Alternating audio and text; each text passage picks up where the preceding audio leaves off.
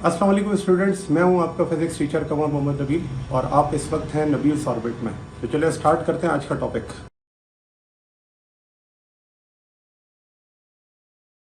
To smaller nuclear, इस process को हम क्या कहते हैं? फिर फिशन होगा। बिल्कुल, ये फिजन रिएक्शन कहलाता है। फिर अगला है radiation with highest ionising power is. वो कौन सी रेडिएशन है जिनकी आयनाइजिंग पावर सबसे ज्यादा है? Gamma alpha particles. Alpha particle, क्योंकि ये इसका मास ज्यादा होता है ना, ये आयनाइज ज्यादा करते हैं। उसके बाद which of the following particle has almost the same mass as proton but carries no charge. क्या आप न्यूट्रॉन। जानते हैं? बिल्कुल, न्यूट्रॉन। प्रोटॉन पे चार्ज होता है, इलेक्ट्रॉन पे होता है, लेकिन बीटा पार्टिकल पे भी चार्ज होता है, न्यूट्रॉन पे नहीं होता। The charge on alpha particle is +2। +2। In the nucleus of uranium 235 the number of neutrons are.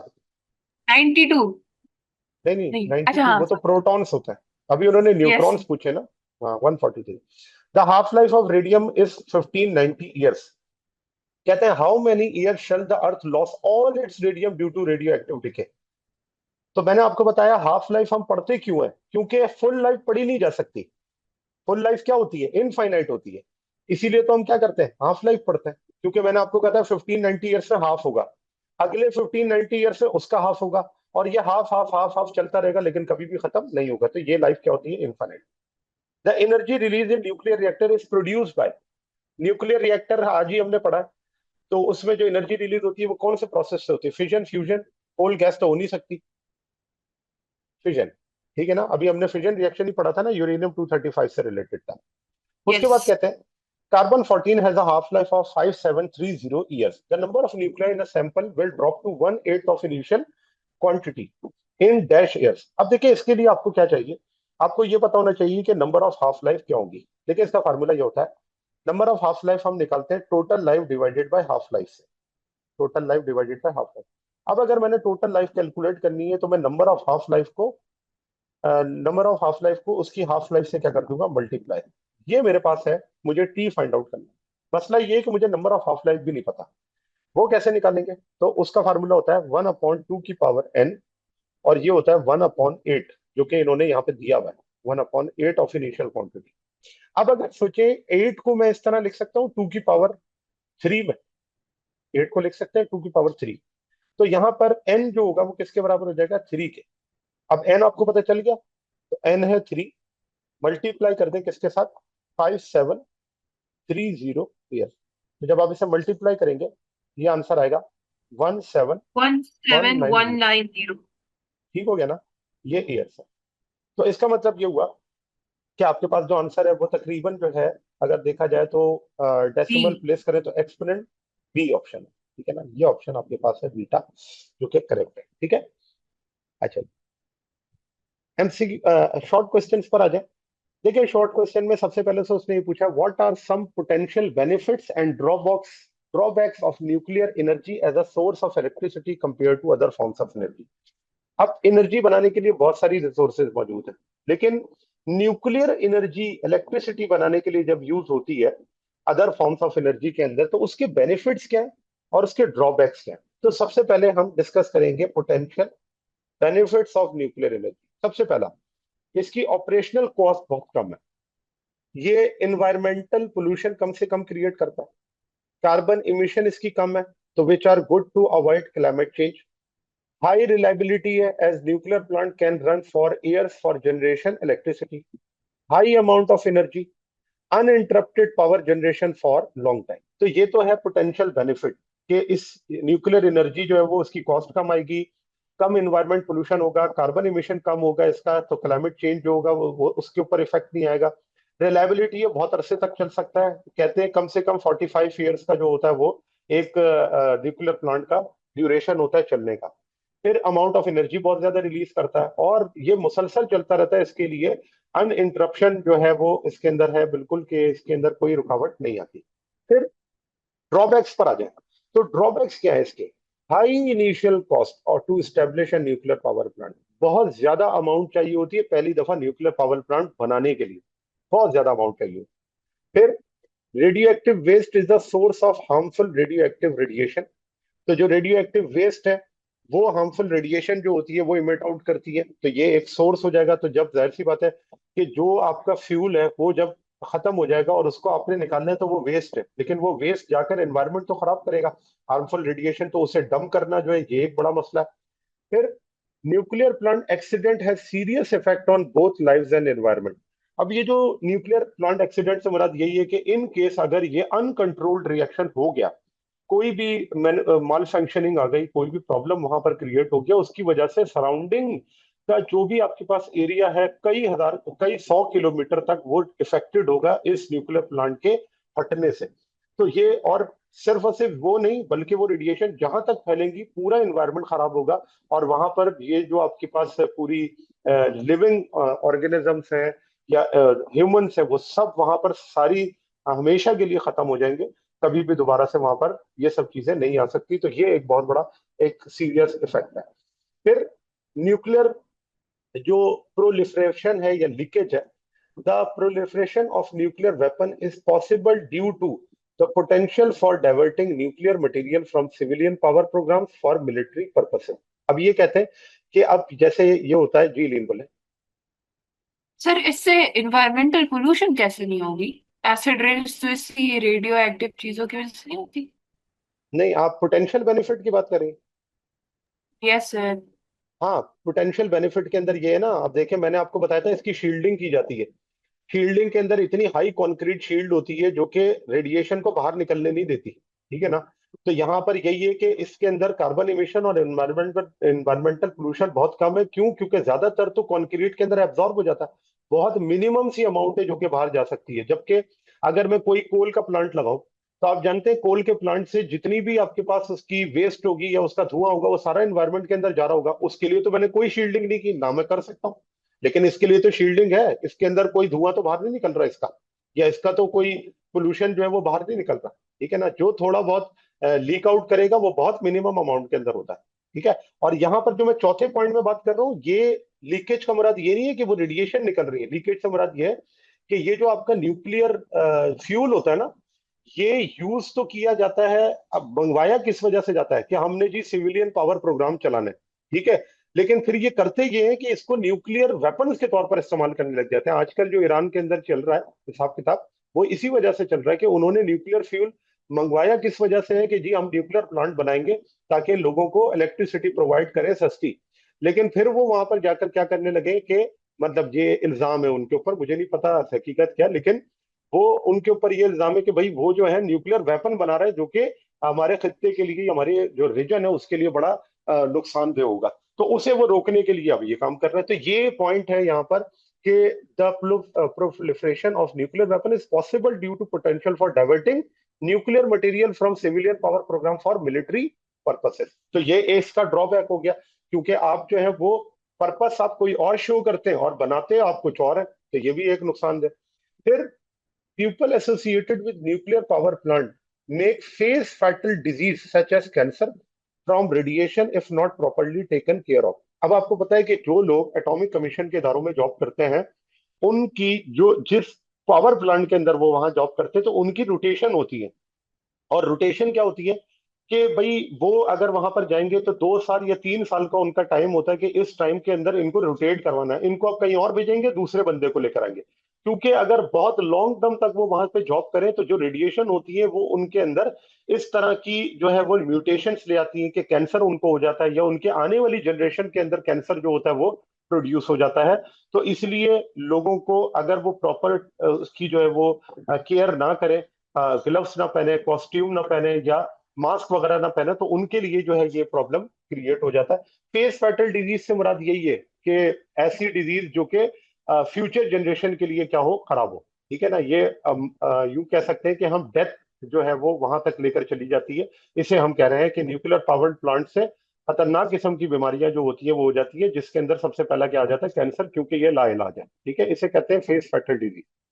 फिर limited availability of fusion fuel. और आपको पता है ये जो फ्यूजन फ्यूल होता है यूरेनियम 235, ये इसकी अवेलेबिलिटी बहुत कम है। ऐसे तो मिलता नहीं है बाजारों के अंदर, बहुत ही क्लासिफाइड है। मंगवाया जब जाता है तो बहुत ज्यादा पैसे देने पड़ते हैं और फिर रीजंस बताने पड़ते हैं, फिर एनओसीज आपके पास होने चाहिए, तब जाकर किसी कंट्री को ये चीज मिलती है। तो ऐसे अवेलेबल नहीं होता ये यूरेनियम फ्यूल है, तो ये भी इसका ड्रॉबैक है। जाहिर सी बात है कि फ्यूल नहीं होगा तो आप ये कैसे चलाएंगे। तो ये कुछ इसके ड्रॉबैक्स और पोटेंशियल बेनिफिट है न्यूक्लियर पावर प्लांट। फिर आ जाते हैं जी नेक्स्ट टॉपिक पे। Next question, what happens to atomic number and mass number of nucleus that emits electron, undergoes electron capture, emits alpha particle. तो उन्होंने पूछा एटॉमिक नंबर यानी कि नंबर ऑफ प्रोटॉन और मास नंबर ऑफ न्यूक्लियस से क्या होगा अगर इलेक्ट्रॉन इमिट आउट हो, इलेक्ट्रॉन कैप्चर हो या इमिट हो अल्फा पार्टिकल। तो सबसे पहले इलेक्ट्रॉन की बात करते हैं। इलेक्ट्रॉन इमिशन को हम क्या कहते हैं? Beta particle. In beta minus decay, a neutron in the nucleus is converted into a proton and an electron is emitted। तो ये हमने बीटा डिके के अंदर यही बात पढ़ी थी। और इससे क्या होता था? एटॉमिक नंबर इंक्रीज करता था 1, मैथ नंबर पे कोई फर्क नहीं आता था। और जो डिके है उस डिके को हम किस तरह से लिखते थे कि ये आपके पास न्यूट्रॉन प्रोटॉन में कन्वर्ट हो गया, बीटा पार्टिकल इमिट आउट हुआ, साथ में एंटी न्यूट्रिनो भी क्या होता था? Emit out. ये जनरल इक्वेशन थी जो कि हम बीटा डीके में पढ़कर आए।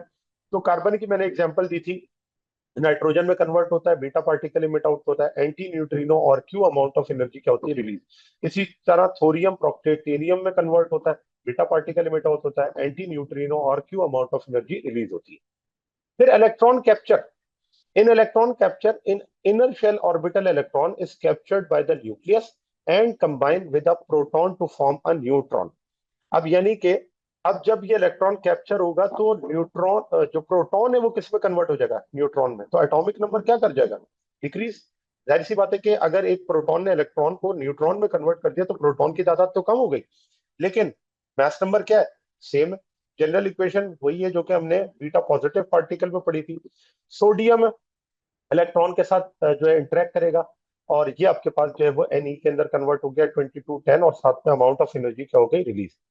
फिर अल्फा पार्टिकल की जब इमिशन होगी तो उसे कहते हैं in alpha decay the nucleus emit an alpha particle 2He4 which consist 2 protons 2 neutron. Atomic number decrease हो जाएगा, मास नंबर 4 डिक्रीज हो जाएगा। एग्जांपल क्या है? रेडॉन, सॉरी रेडियम और रेडॉन। 2 हीलियम 2He4 यहाँ से रिलीज हुआ और साथ में अमाउंट ऑफ एनर्जी रिलीज हो गई। तो एटॉमिक नंबर और मास नंबर में क्या चेंज आएगा वो चीज यहाँ पे हमें इक्वेशन में नजर आ रही है।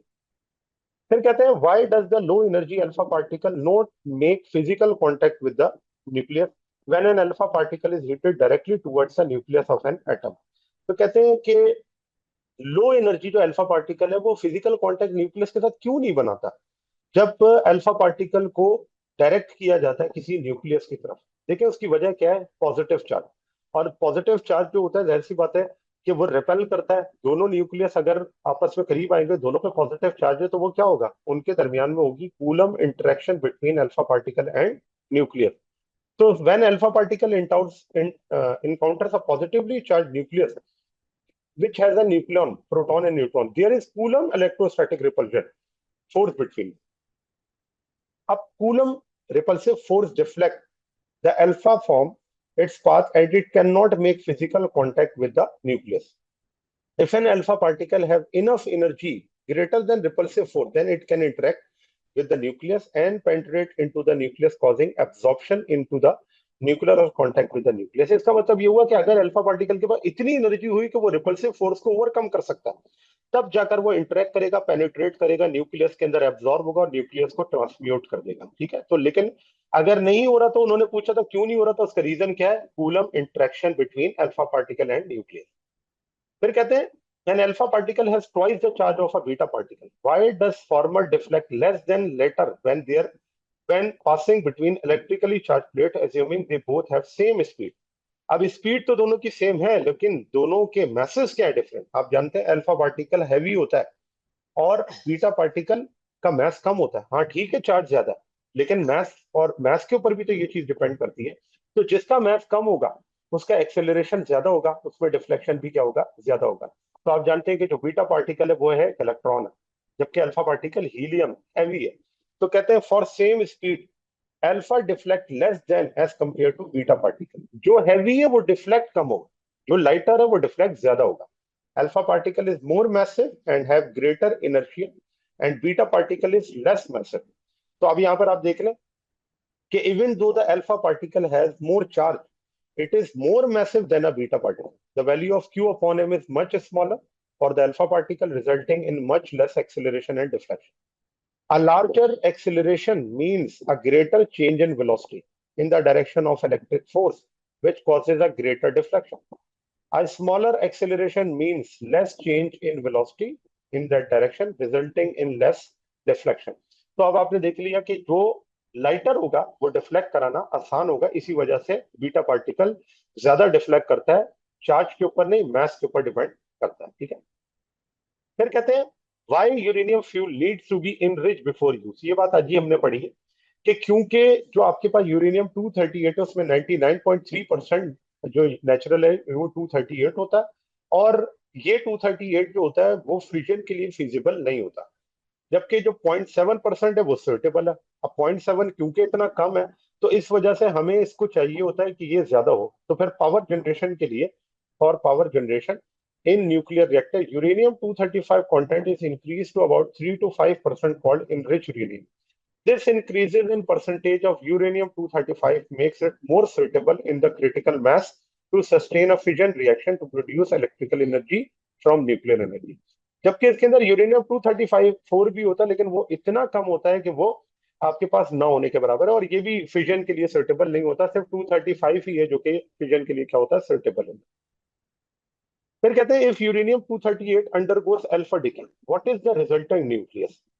अब देखें कि अगर हम यूरेनियम 238 में से, या सॉरी 234 में से अल्फा डिके करवाएं, तो आप जानते हैं अल्फा डिके में क्या होता है, एटॉमिक नंबर 2 कम हो जाता है और मास नंबर 4 कम हो जाता है। तो जब मास नंबर 4 डिक्रीज होगा तो आपके पास जो रिजल्टिंग न्यूक्लियस है वो क्या होगा। इस तरह के जब भी क्वेश्चन आते हैं तो आपको क्या करना होता है, इसकी इक्वेशन को लिखकर आप देख सकते हैं कि वो क्या आएगी। तो मैं स्टार्ट यहां से करता हूं कि ये है यूरेनियम 238 और यहाँ पर आपके पास क्या है 92। तो जब यहां से आप क्या करेंगे कि 92 में से ये रह जाएगा 90, 238 में से रह जाएगा 234। ठीक है, तो ये आपके पास क्या बन जाएगा, थोरियम प्लस 2He4, 2He4 और plus Q amount of energy. तो आप ये देखें, ये वो रिएक्शन है जो कि आपको बता रहा है कि जब अल्फा डीके होगा 238 में से, तो फिर जो रिजल्टिंग न्यूक्लियस है वो क्या होगा, तो वो होगा थोरियम। फिर कहते हैं how do chain reaction occur in nuclear fission. अब चेन रिएक्शन के बारे में मैंने आपको बता दिया था कि चेन रिएक्शन क्या होता है कि जो न्यूट्रॉन रिलीज होते हैं वो फर्दर फिजन करवाते हैं near by uranium 235 nuclei, producing more neutrons. This self sustaining process is called chain reaction. और इसके लिए हमें स्लो न्यूट्रॉन चाहिए होता है, तो फास्ट न्यूट्रॉन में escape without causing fission. Only slow thermal neutron effectively sustain the chain reaction. और आपको याद है न्यूक्लियर रिएक्टर में मैंने आपको बताया था न्यूट्रॉन को हम स्लो कैसे करते हैं, तो उसके लिए हम मॉडरेटर यूज करते हैं, और मॉडरेटर कौन था, हैवी वाटर था। फिर इसमें क्रिटिकल मास जो कि रिक्वायर्ड होता है चेन रिएक्शन के लिए, जिसे मिनिमम मास कहते हैं, fissile material needed to sustain a chain reaction. If mass is less than critical mass, then reaction stops. If mass is equal to critical mass, then control chain reaction carried, जैसे nuclear reactor में हम use करते हैं। If mass is greater than critical mass, then uncontrolled chain reaction carried, जिसे हम क्या कहते हैं, न्यूक्लियर बॉम्ब में यूज करते हैं। और क्रिटिकल वॉल्यूम भी मैंने आपको बताया था, वो वॉल्यूम जो कि ऑक्युपाई होता है क्रिटिकल मास के लिए, उसे हम क्या कहते हैं, क्रिटिकल वॉल्यूम कहते हैं। फिर कहते हैं how does molecular weight difference between uranium 235 and 238 hexafluoride molecule enable enrichment. What role do porous barrier play in the gaseous diffusion process. Porous material का मतलब है ये वो क्या करता है, अब्सॉर्ब करता है। मैंने ये बात आपको बताई थी कि एक मेथड डिफ्यूजन का भी है, गैसियस डिफ्यूजन, जिसके अंदर क्या होता है, यूरेनियम 235 और 238 की डिफ्यूजन रेट डिफरेंट होता है। तो हम यहाँ पर ये पढ़ते थे कि uranium 235 238 form a gas called uranium hexafluoride. Uranium 235 is lighter than uranium 238. Because it is lighter, it moves faster and can pass through the filter more easily. That helps to separate uranium 235 from 238, a process called enrichment. Where porous barriers are thin walls with tiny holes. Lighter gas passes through these holes faster. So heavier uranium 238 stays behind. Repeating this many times increase the amount of 235 in the gas. अब ये बिल्कुल ऐसी है कि ये जो construction वाले होते हैं, ये जब रेत या मिट्टी जो होती है, बजरी होती है, इसको अलग कर रहे होते हैं, तो ये किसी जाली में से उसे पास कराते हैं फिल्टर करने के लिए। या आप ये भी कह सकते हैं कि आटा वगैरह जो होता है उसको हम फिल्टर करने के लिए क्या करते हैं, थिन जो होती है वो जाली यूज करते हैं। और उससे क्या होता है कि उसके अंदर अगर कोई कचरा हो या कोई कंटेमिनेंट्स हो, मोटे पार्टिकल हो, वो क्या हो जाते हैं, फिल्टर हो जाते हैं। तो यूरेनियम 238 उसी तरह से वो मोटा पार्टिकल है या हैवी है, जो कि फिल्टर हो सकता है जब हम उसको पास करवाते हैं किसी थिन बैरियर या पोरस बैरियर में से। तो यूरेनियम 235 तो पास कर जाएगा, लेकिन जो 238 है वो क्या रहेगा, वो उसके अंदर से पास नहीं हो सकता है। तो इस तरह से उसकी क्या होती है, सेपरेशन। और सेपरेशन होने के बाद ये क्या हो जाता है, इनरिच होता जाता है, जिसे हम बढ़ाना चाहते हैं। तो ये आपके पास हो गया शॉर्ट क्वेश्चन आंसर। काउंट करने के लिए आपको नंबर ऑफ हाफ लाइफ भी चाहिए कि वो कितनी होगी, क्योंकि उसने कहा है कि हाफ लाइफ है 10 डेज इनिशियली, यानी एन नॉट की वैल्यू जो है वो है 5000। ठीक है, 10 डेज जो हो गया ये है हाफ लाइफ, एन नॉट है 5000, 30 डेज जो है वो है टोटल लाइफ। अब जो नंबर ऑफ हाफ लाइफ होती है उसका फार्मूला होता है total life divided by half life. तो टोटल लाइफ कितनी है, वो है 30। राइट हाफ लाइफ कितनी है, 10। ठीक है, सर। तो आंसर, जी जी बोला। टोटल लाइफ का क्या मतलब टोटल टाइम लाइफ है ना उन्होंने, ये? हाँ उन्होंने टोटल टाइम हमें बता दिया ना, कि उन्होंने कहा how many will remain after 30 days. तो टोटल जो हो गया वो आफ्टर 30 डेज हो गया ना। अब वो हो सकता था कि ये टोटल टाइम हमें बता देता कि 40 डेज है, ठीक है ना, 50 डेज है, इस तरह से। नहीं, क्योंकि सर हमें तो टोटल लाइफ एक एलिमेंट का कभी पता ही नहीं है ना कि नहीं इतने नहीं, टाइम के बाद वो खत्म। वो बात सही है। अभी क्वेश्चन के लिहाज से मैं कह रहा हूँ कि जो उन्होंने हमें एग्जैक्ट लाइफ दी हुई है वो कितनी है, वो 30 है, उससे मैं टोटल कह रहा हूँ। Okay sir. ठीक है, तो ये आपके आ गया n = 3। अब आपने क्या करना है, n = n0 और 2 की पावर n। तो n0 कितना है, वो है 5000, डिवाइडेड बाय 2 की पावर n यानी कि 2 की पावर 3। तो 5000 टू 2 की पावर 3, 2 की पावर 3 क्या होती है, 8। तो ये डिवाइड करेंगे, आंसर क्या आ जाएगा, 625। 625। बिल्कुल सही है। तो इसका मतलब ये हो गया कि 3 हाफ लाइफ के बाद ये कितना रह जाएगा, 625 न्यूक्लियाई रह जाएंगे। क्वेश्चन 2 है, if a nucleus of carbon 14 has a decay constant of 0.000012 second, what is it's half life. Half life आपने कैलकुलेट करनी है, डिके कांस्टेंट गिवन है। तो हाफ लाइफ का रिलेशन हमने ये पढ़ा हुआ है, 0.693 डिवाइडेड बाय लैम्डा। तो 0.693 लैम्डा जो है डिके कांस्टेंट, वो उन्होंने आपको दिया है 0.0001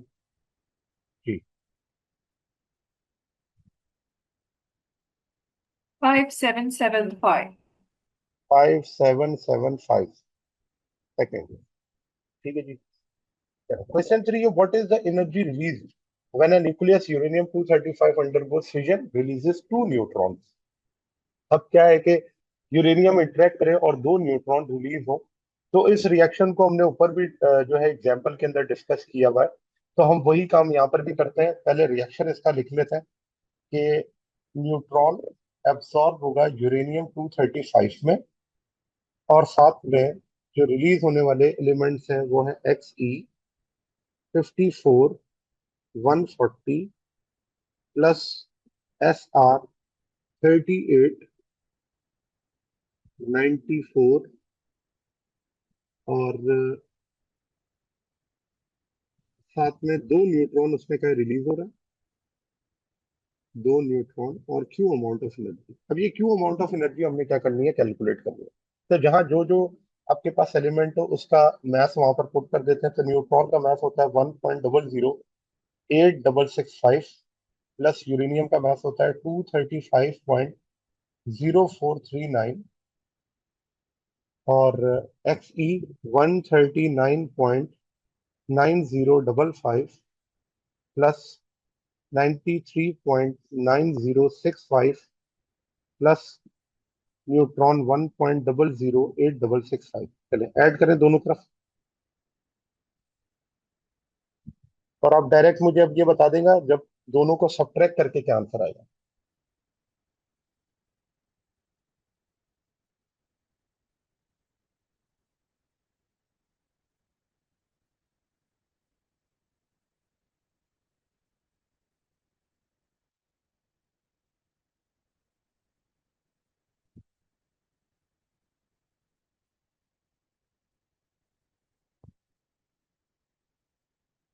सर पहले वाले का 236.05।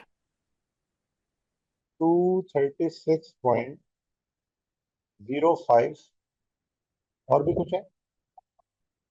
2565। 65, ठीक है जी। दूसरे वाले का?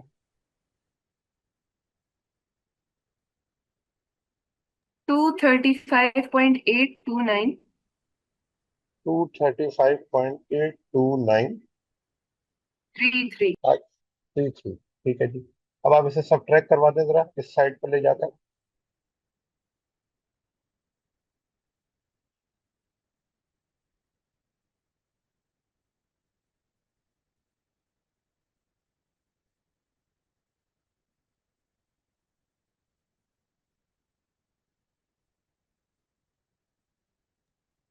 सर माइनस में आ रहा है। हाँ, माइनस में आ रहा आंसर। नहीं, माइनस में कैसे आएगा? जीरो। 236 में से 235 आप निकाल रहे हैं। 236 में से ओ 235 निकालेंगे तो ये तो प्लस में आना चाहिए। यस सर, मैंने उल्टा कर दिया। हम्म।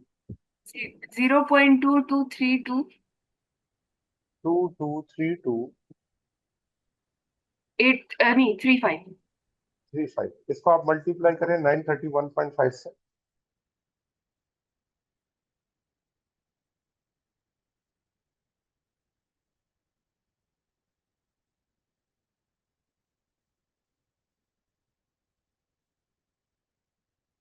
20.8724। 20.8724 यस। Mega electron volt. ठीक है, ये इसका आंसर हो गया। चलो, नेक्स्ट क्वेश्चन है। Calculate the number of nuclear carbon 14 remains undecayed after 4010 years if the initial atoms were 10,000। Half life of carbon उसने आपको दे दी है। देखिए, इसके लिए सबसे पहले तो आपको यही करना पड़ेगा कि number of half life calculate करनी पड़ेगी। तो दो फार्मूले यूज होते हैं, n is equals to T divided by T half. और जब आपको n पता चल जाए तो फिर आपने क्या करना होता है, n नॉट डिवाइडेड बाई 2 की पावर n। ठीक है। अब n नॉट आपको पता है वो 10,000 है, करेक्ट। तो नंबर ऑफ हाफ लाइफ निकालने के लिए इस वक्त उन्होंने आपको किस लाइफ तक जो है वो कैलकुलेट करने के लिए कहा है, तो वो है T 40110 divided by half life क्या है 5730। तो डिवाइड करें इसे।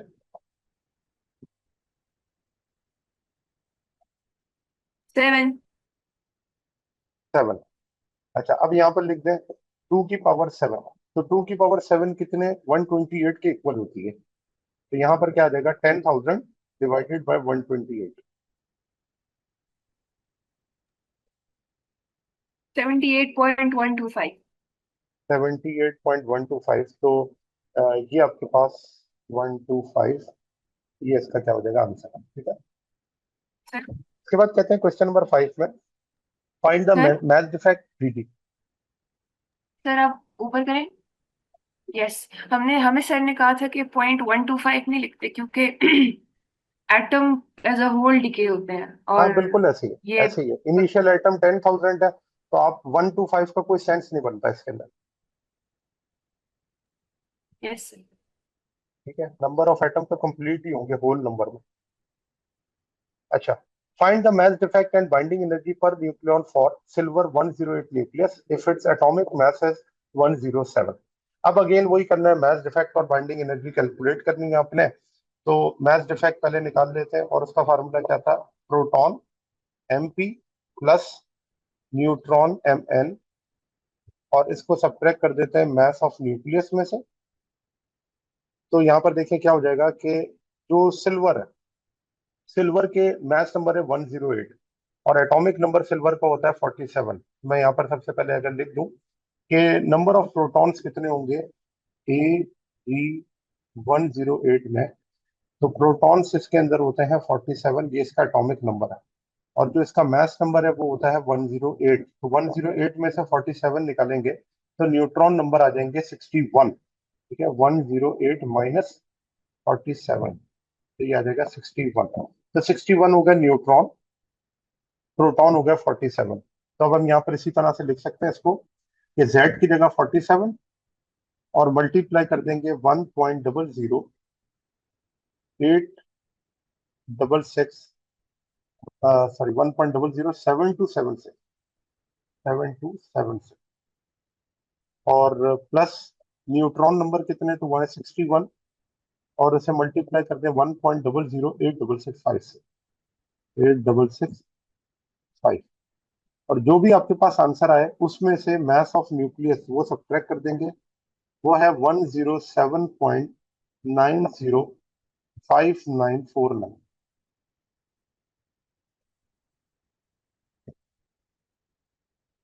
0.9645। 0.9645 eight four eight five eight eight ठीक है। अच्छा, ये आपके पास आ गया यूनिफाइड मैथ के अंदर। अब इसको आपने क्या करना है कि मेगा इलेक्ट्रॉन वोल्ट में कन्वर्ट करना है। तो आप क्या करें, इसको डायरेक्टली मल्टीप्लाई करते हैं 931.5 से एनर्जी निकालने के लिए, ठीक है ना, डेल्टा एम सी स्क्वायर है। तो एट बताएं नाइन एनर्जी। एट 898 898 0.5137। 0.5137 ठीक है। अच्छा, और इसको क्योंकि उसने कहा है कि मैच डिफेक्ट भी निकालना है, बाइंडिंग एनर्जी पर न्यूक्लियॉन भी निकालनी है, तो मैच डिफेक्ट तो हमने निकाल लिया इसका। आपने क्या करना है, इसको डिवाइड कर देना है इसके न्यूक्लियॉन नंबर, और न्यूक्लियॉन नंबर क्या है 108। तो ये हो जाएगी packing fraction. 9.259 exponent nine minus point 3। Two nine five 59। Five exponent -3।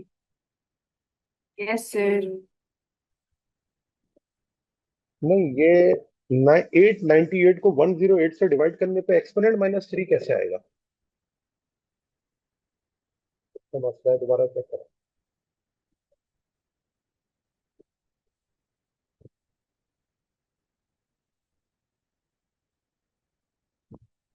8.31957। 8.3197 ये आ रहा 957। 957। ठीक है, एक्सपोनेंट तो नहीं है ना कोई? No sir. हाँ, mega electron volt per nucleon. ठीक है। अच्छा जी, क्वेश्चन नंबर 6 है। अब देखेंगे, इन्होंने ये वही रिएक्शन दिया हुआ है जो ऊपर हमने सॉल्व किया हुआ है। ठीक है। अगेन क्या करना है, क्यू अमाउंट ऑफ एनर्जी इसके अंदर से क्या करनी है, कैलकुलेट करनी है। तो ये हम पहले भी कर चुके हैं, लेकिन अब फर्क सिर्फ ये होगा कि पहले जो हमने किया था उसमें 2 न्यूट्रॉन थे, इसमें क्या है 3 न्यूट्रॉन है, बाकी सब कुछ वही है। तो चलो इसको भी सॉल्व कर लेते हैं। तो न्यूट्रॉन का जो मास है वो है 1.00866 और इसमें 238.05078 और दूसरी तरफ जो है वो है 95.9217 प्लस 139.921610 प्लस 3 न्यूट्रॉन है तो 1.008865। चलो, इन दोनों दोनों तरफ ऐड करें, दोनों तरफ का आंसर बताएं क्या आएगा।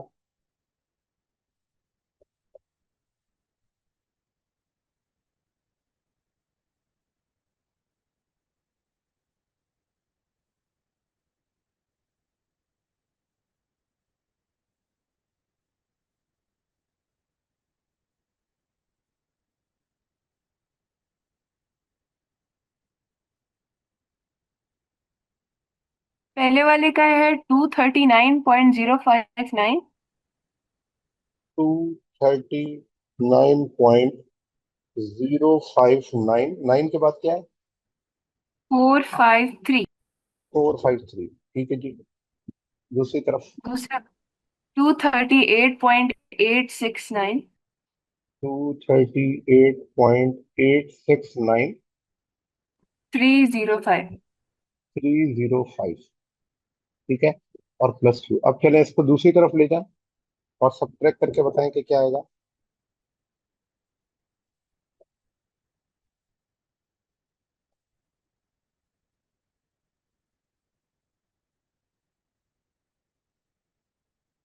0.190148। 0148, इसको आप मल्टीप्लाई कर दें 931.5 से। 177.1228। 1228 मेगा इलेक्ट्रॉन वोल्ट, ठीक है जी।